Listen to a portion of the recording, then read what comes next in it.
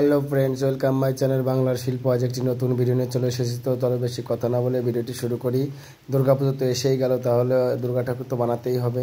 তো আমি দুর্গা ঠাকুর আগেই করে নিয়েছি। এবার আজকে আমি কার্তিক তৈরি করব। দেখো সরস্বতী পাশে আছে এবং কার্তিকের বডি শেপটা আমি করে নিচ্ছি। করে নিয়ে পাটা কোনো রকম একটু লাগিয়ে নিয়েছি, জাস্ট একটু লাগিয়ে নিচ্ছি, কিন্তু দুটো পা লাগিয়ে নিয়েছি। এবার আমি যেখানে মাথাটা হবে সেখানটা একটু উঁচু করে দিচ্ছি। দেখো উঁচু করে দেওয়ার পরে এবার বুকের যে উপর জায়গাটা, সেই উপর জায়গাটা আমি শেপ করে নিচ্ছি। অর্থাৎ বুকের যে ভার্সানটা সেখানটা কিন্তু ছাতিটা, বুকে যে ছাতি সেটা চওড়া হবে এবং কোমর দিকটা চিকন হবে, যার জন্য উপর দিকটা আমি ছাতিটা চওড়া করে নিচ্ছি এবং কোমর দিকটা দেখো চিকন করে নিচ্ছি।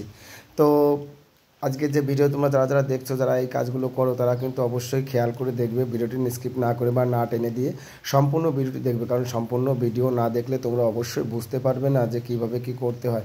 যদিও আমি বেশি একটা ভালো পারি না, কিন্তু তবুও যেটুকু পারি বা যেটুকু তোমাদের উপদেশ দিতে পারি বা শেখাতে পারি, সেটাই আমার একমাত্র লক্ষ্য। এবং তোমরা যদি আমাকে ভালোবাসা না দিতে, তাহলে আজকে এতদূর পৌঁছাতে পারতাম না। আজকে যারা নতুন এসেছো আমার চ্যানেলে, তাদেরকে আমি বলি তোমরা অবশ্যই আমার চ্যানেলটিকে সাবস্ক্রাইব করে দেবে, লাইক করবে ভিডিও এবং শেয়ার করবে। তোমরা যত শেয়ার করবে তত মোটিভাইড ভিডিও করার জন্য। তো দেখো কার্তিকের বুকটা আমি করে নিয়েছি। করে নেওয়ার পর এবার বুকের উপরে জায়গাটা আমি ঠিক করে নিতে পারছি। চেয়ার দিয়ে দাগ দিয়ে নিলাম। এমনিভাবে তোমরা দাগ দেওয়ার পর জল দেখো সুন্দরভাবে মসৃণ করে নিচ্ছি। কেন জল দিয়ে মসৃণ করছি? কারণ হচ্ছে জল দিয়ে মসৃণ করলে প্লেন হবে বা দেখতে সুন্দর লাগবে কাজটা। কারণ কাজটা মাটির জিনিস যেগুলো করতে হয়, এগুলো হচ্ছে শিল্প।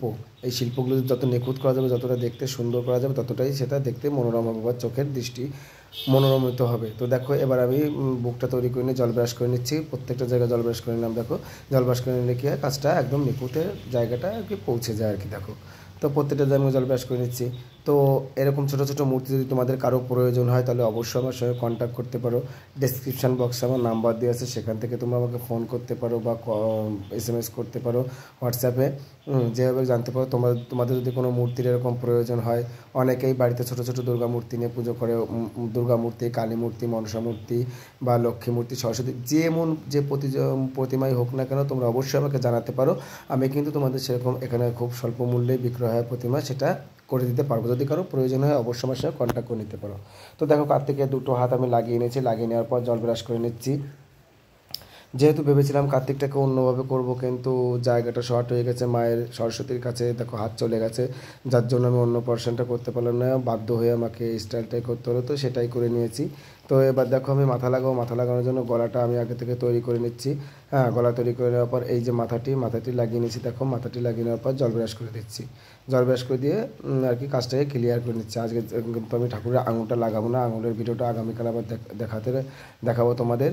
তো আজকের মতো এখানেই রাখছি। ততক্ষণ তোমরা ভালো থেকো, সুস্থ থেকো। পরবর্তী ভিডিওর জন্য তোমরা অপেক্ষা করো। বাই, ভালো থেকো তোমরা সবাই।